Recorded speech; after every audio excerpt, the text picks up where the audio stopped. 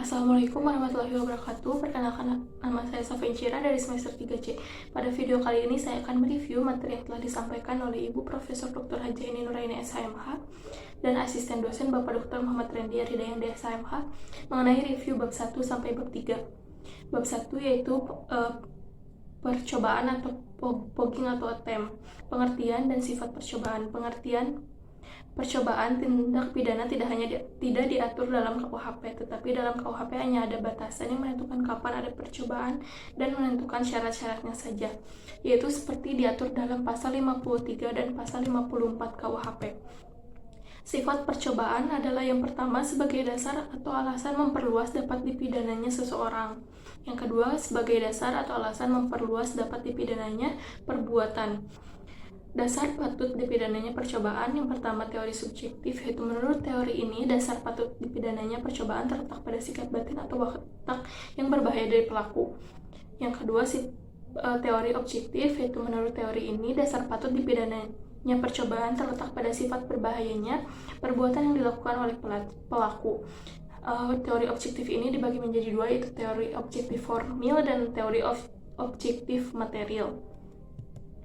Unsur-unsur percobaan, yang pertama adanya niat, yang kedua adanya permulaan pelaksanaan, yang ketiga pelaksanaan tidak selesai bukan karena kehendak sendiri. Perbedaan percobaan mampu dan tidak mampu hanya ada pada percobaan objektif, yaitu menitik beratkan pada sifat berbahayanya perbuatan. Sedangkan penganut teori subjektif tidak mengenal perbuatan tersebut, melainkan menitik beratkan pada sifat berbahayanya sikap batin atau watak pelaku tindak pidana. Pemidanaan terhadap percobaan terhadap kejahatan diatur dalam pasal 53 ayat 2 KUHP, yaitu maksimum pidana yang dijatuhkan dikurangi sepertiganya. Sedangkan menurut pasal 53 ayat 3 KUHP, untuk ancaman pidana mati atau seumur hidup, maka maksimum pidana untuk percobaan adalah 15 tahun. Bab 2 penyertaan atau dalaming. Istilah penyertaan disebut juga turut campur dalam peristiwa pidana, turut berbuat deli, turut serta, dalaming, complicity atau participation. Pengaturan penyertaan secara umum di dalam buku 1 bab 5 KUHP pasal 55 sampai 62, dan secara khusus yaitu tersebar di dalam buku 2 KUHP, buku 3 KUHP, dan beberapa peraturan di luar KUHP atau tindak pidana khusus. Pengertian penyertaan. Penyertaan adalah apabila suatu tindak pidana terlibat dari lebih dari satu orang atau beberapa orang melibatkan diri dalam satu tindak pidana. Bentuk-bentuk penyertaan, yang pertama adalah leher atau yang melakukan, yang kedua don leher yang menyuruh melakukan, yang ketiga med leher yaitu yang turut serta melakukan, yang keempat ada utlocking yang membujuk atau menggerakkan, yang kelima ada med leheit yang membantu melakukan. Penggolongan penyertaan menurut KUHP itu golongan pelaku bentuk 1 sampai bentuk 4, yaitu bukan pelaku tindak pidana, tetapi pertanggungjawaban pidananya disamakan dengan pelaku. Yang kedua golongan pembantu yaitu bentuk 5 yang diatur dalam pasal 56 dan pasal 57 KUHP. Menurut doktrin, bentuk penyertaan yang berdiri sendiri artinya pelaku bertanggung jawab sendiri-sendiri atas perbuatannya, yaitu bentuk 1 sampai dengan bentuk 3. Yang kedua, bentuk penyertaan yang pertanggungjawaban pesertanya bergantung pada perbuatan beserta lainnya sebagai perbuatan yang dapat dihukum, itu bentuk 4 dan bentuk 5. Selanjutnya itu penyertaan dengan kealpaan atau culpos delaming.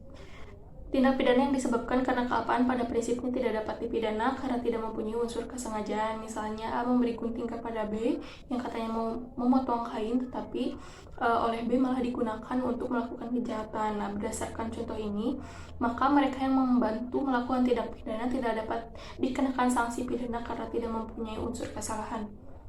Bab 3 yaitu perbarengan atau gabungan tindak pidana atau konsursus. Nah, pengertian konsursus ini dalam KUHP tidak ditemukan definisinya, tetapi dalam rumusan pasal-pasalnya dapat disimpulkan.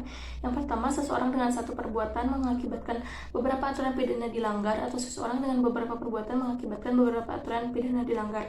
Yang kedua, di antara perbuatan-perbuatan tersebut, hakim belum pernah menjatuhkan putusan atau vonis yang telah mempunyai kekuatan hukum yang pasti dan tetap. Yang ketiga, jaksa atau penuntut umum dalam melakukan penuntutan perkara-perkara tersebut harus secara sekaligus dan bersamaan. Di antara ketiga pengertian tersebut, yang paling penting ada nomor 1 karena menyangkut perbuatan.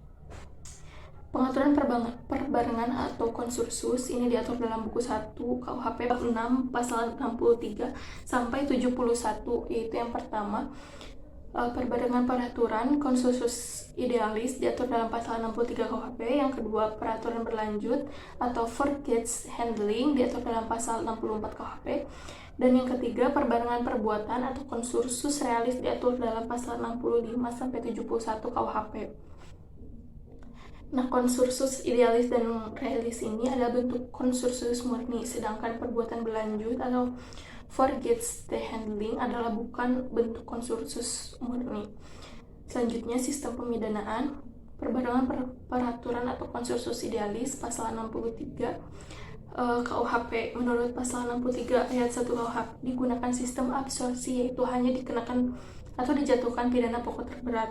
Sistem pemidanaan seperti ini dinamakan absorpsi murni atau hisapan murni, yaitu pidana terberat menghisap pidana yang ringan. Dalam konsursus idealis, perbuatan yang dimaksud adalah perbuatan jasmani atau material handling, yaitu perbuatan yang tidak dapat dipisah-pisahkan. Dalam pasal 63 KUHP, aturan yang dilanggar harus berbeda lebih dari satu aturan pidana, tetapi dalam praktik terjadi beberapa perbuatan yang hanya melanggar satu aturan pidana. Terhadap hal ini dipakai pendapat doktrin atau yaitu konsursus idealis homogeneus. Sekian dari saya, mohon maaf apabila terdapat kesalahan dan kekurangan. Wassalamualaikum warahmatullahi wabarakatuh.